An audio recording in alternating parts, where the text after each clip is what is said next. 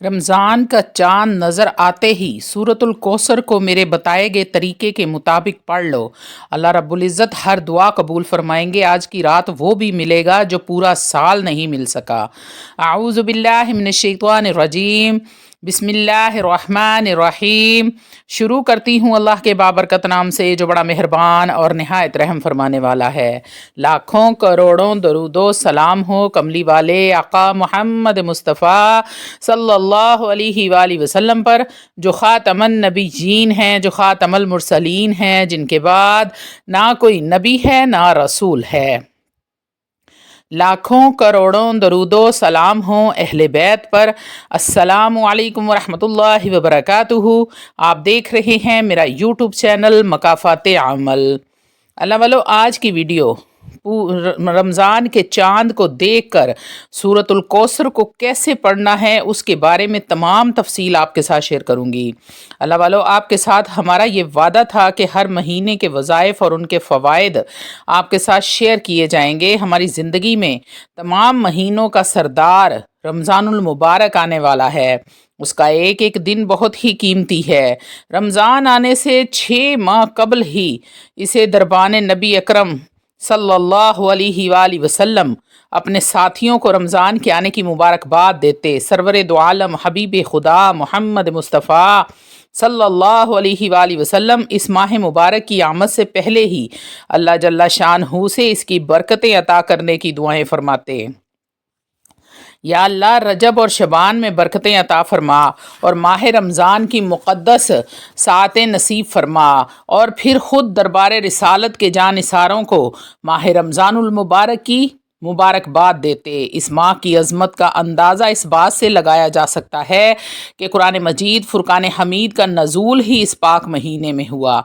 रमज़ानुल मुबारक की फ़जीलत और तकाज़े ये हैं कि अल्लाह रब्बुल इज़्ज़त ने इस माह मुबारक की अपनी तरफ ख़ास निस्बत फरमाई है। जब रमज़ानुल मुबारक का चाँद नज़र आता है तो आप सल्लल्लाहु अलैहि वसल्लम फरमाते, ये चाँद खैर व बरकत का चाँद है। मैं इस ज़ात पर ईमान रखता हूँ जिसने तुझे पैदा फरमाया है।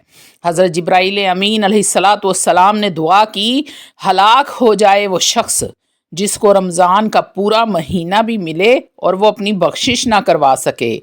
जिस पर नबी करीम सल्लल्लाहु अलैहि वसल्लम ने इरशाद फरमाया, आमीन। हज़रत जिब्राईल अलैहिस्सलातु वस्सलाम की ये दुआ और इस पर नबी करीम सल्लल्लाहु अलैहि वसल्लम का आमीन कहना, इस दुआ से हमें रमज़ान की अहमियत का अंदाज़ा होता है।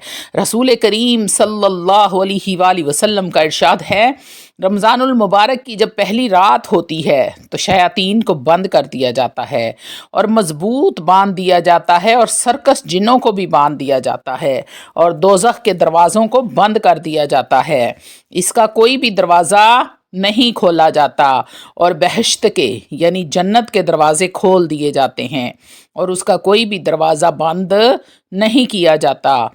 एक आवाज़ देने वाला एक आवाज़ देता है, ए नेकी के तालिब आगे बढ़ और नेकी कर, ए बदी के चाहने वाले रुक जा, अपने नफ्स को गुनाहों से पाक रख, क्योंकि ये वक्त गुनाहों से तौबा करने का है, उनको छोड़ने का है। खुदा ताला और बहुत से बंदों को माफ़ फरमाते हैं दोज़ख की आग से बेहुरमत इस माह मुबारक के, और ये आज़ाद करना रमज़ानुल मुबारक की हर रात में है, शब कदर के साथ मखसूस नहीं। रमज़ानुल मुबारक का पूरा महीना कबूलियत की दुआ के लिए ख़ास अहमियत का हामिल है।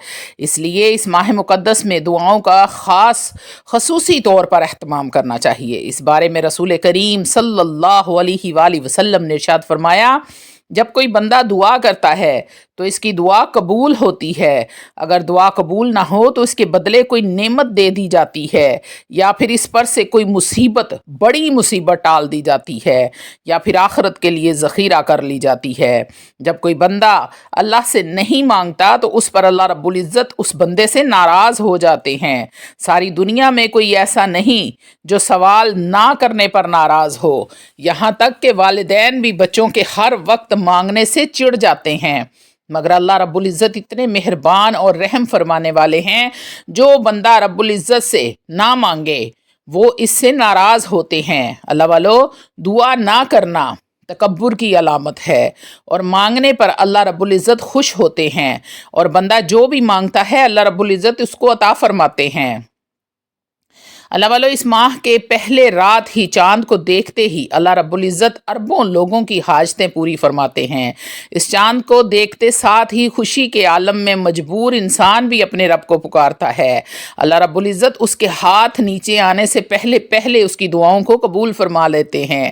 اب اسی طرح چاند کے حوالے سے علماء اکرام نے کتابوں میں ایک پوشیدہ عمل کا ذکر کرتے ہوئے لکھا ہے کہ ماہ شعبان کے آخری دن جس وقت نئی اسلامی تاریخ بدل جاتی ہے، اس تاریخ کے تبدیل ہوتے وقت چاند پر نظر پڑے تو ٹھیک ہے، نہیں تو پہلی رات کا چاند بہت باریک ہونے کی وجہ سے اکثر لوگ نہیں دیکھ پاتے، تو نہ دیکھنے پر بھی کوئی مسئلہ نہیں ہے، اور اگر دیکھ لیں تو یہ بہت ہی افضل ہے۔ چاند پر نظر پڑتے ہی اپنے دونوں ہاتھوں کو آسمان کی طرف اٹھا کر 3 بار اول و آخر درود ابراہیم پڑھیں۔ اللہ والو، رحمتوں برکتوں عظمتوں والے شان والے بزرگی والے نبی پر رحمتوں برکتوں عظمتوں والا درود پڑھ کر ہدیتاً تحفتاً نذرانتاً پیش کیا کریں۔ آپ جب بھی کوئی عمل کرتے ہیں، کوئی وظیفہ کرتے ہیں، یا ویسے ہی کثرت کے ساتھ درود ابراہیم کا ورد کرتے ہیں تو یقین کریں کہ آپ کا جو کام دنوں میں ہونا ہے وہ گھنٹوں منٹوں سیکنڈوں میں ہوگا، اور جو کام سالوں میں ہونے والا تھا وہ دنوں میں آپ کا کام ہو جائے گا، اور آپ کے رکے ہوئے کام آپ کی بگڑیاں بننے لگیں گی، سنورنے لگیں گی، رکے ہوئے کام ایسے نکلیں گے جیسے کبھی رکے ہی نہیں تھے۔ تو اللہ والا، درود ابراہیم کا ورد کیا کریں۔ اللہ رب العزت درود ابراہیم پڑھنے کی توفیق ہی اس انسان کو عطا فرماتے ہیں جس کو اللہ رب العزت نے معاف کرنا ہوتا ہے، ورنہ ہر انسان کو درود ابراہیم پڑھنے کی توفیق نہیں ملتی۔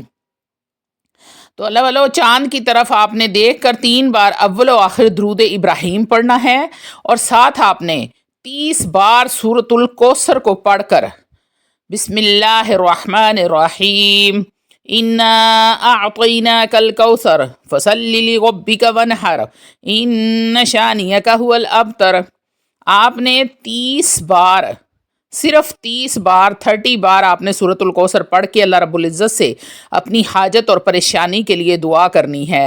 آپ کی جو بھی پریشانی ہے، جو مصیبتیں ہیں آپ بہتر جانتے ہیں، یا پھر وہ اللہ رب العزت جو عیبوں کو جاننے والا ہے، دلوں میں چھپے رازوں کو بھی جانتا ہے، اس روز اللہ رب العزت سے بیان کریں۔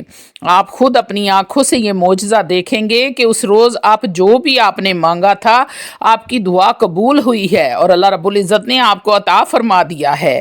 اس لیے میری آپ سب بہن بھائیوں سے التجا ہے، اس رات کو قیمتی بنائیں، اس رات سے جتنا ہو سکے اتنا زیادہ فائدہ حاصل کریں، کیونکہ یہ رات سال میں صرف ایک بار آتی ہے، اور اگلے سال تک کوئی گارنٹی نہیں ہے کہ آپ اس رات کے لیے اس دنیا میں موجود رہیں یا نہ رہیں۔ اللہ توفیق نہ دے تو پھر کیا کریں گے۔